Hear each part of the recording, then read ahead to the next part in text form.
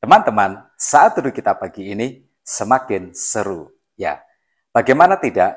Bilangan pasal 13 bercerita tentang Tuhan yang memberi perintah kepada Musa untuk mengirim 12 mata-mata mengintai tanah Kanaan. Dalam ayat yang kedua Tuhan berfirman, "Suruhlah beberapa orang mengintai tanah Kanaan yang akan kuberikan kepada orang Israel. Dari setiap suku nenek moyang mereka, haruslah kau suruh seorang. Semuanya pemimpin-pemimpin di antara mereka." Ya, Tuhan memberi tugas mata-mata kepada para pemimpin suku Israel untuk mengetahui situasi dan kondisi dari tanah Kanaan, tanah yang dijanjikan Tuhan.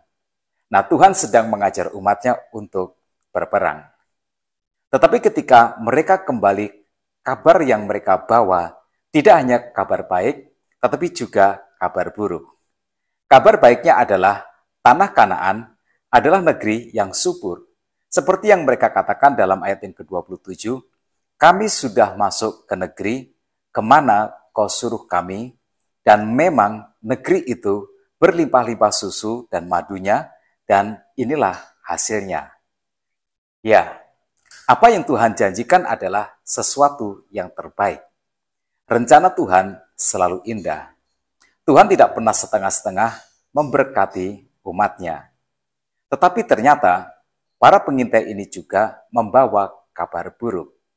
Dalam ayat yang ke-28 dan 29, mereka berkata, "Hanya bangsa yang diam di negeri itu kuat-kuat dan kota-kotanya berkubu dan sangat besar. Juga keturunan Enak telah kami lihat di sana. Orang Amalek diam di tanah Negeb, orang Het, orang Yebus, dan orang Amori diam di pegunungan. Orang Kanaan diam sepanjang laut dan sepanjang tepi sungai Yordan." Jadi ternyata tidak semudah seperti yang mereka kira.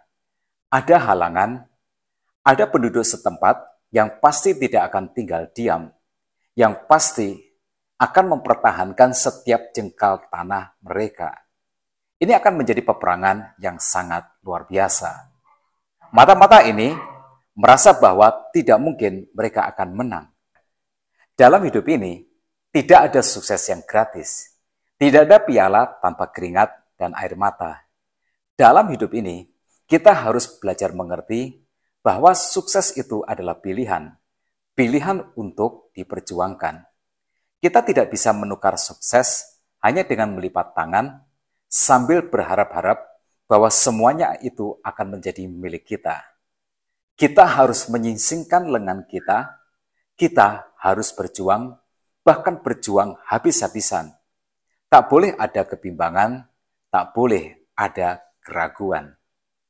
Melihat bahwa para pengintai ini memberi laporan negatif, Kaleb mencoba membangun semangat. Dia berkata dalam ayat yang ke-30, "Tidak, kita akan maju dan menduduki negeri itu sebab kita pasti akan mengalahkannya." Kaleb mencoba untuk memompa semangat juang teman-temannya.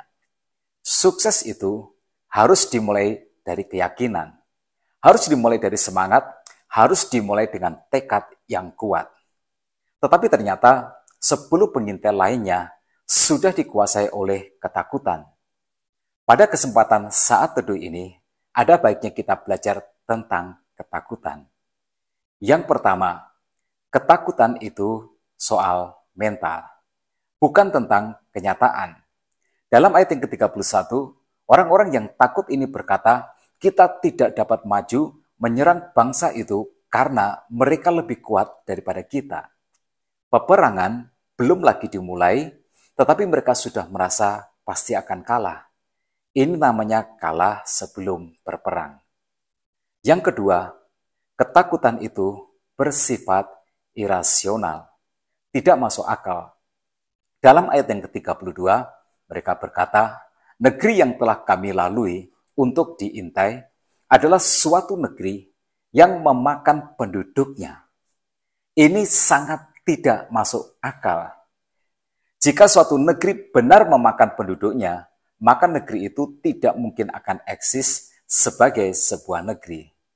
Dan yang ketiga, orang yang takut akhirnya akan membesar-besarkan masalah. Dalam ayat yang ke-33, mereka berkata, juga kami lihat di sana orang-orang raksasa, orang enak yang berasal dari orang-orang raksasa, dan kami lihat diri kami seperti belalang, dan demikian juga mereka terhadap kami. Nah, jelas 10 pengintai ini hanya membesar-besarkan masalah. Seraksasa-raksasanya suku Enak, tidak mungkin perbandingannya seperti manusia dengan belalang. Nah, apa yang bisa kita petik sebagai sebuah pelajaran? Yang pertama, tidak ada makan siang gratis. Tidak ada sukses yang tidak membutuhkan keringat dan air mata.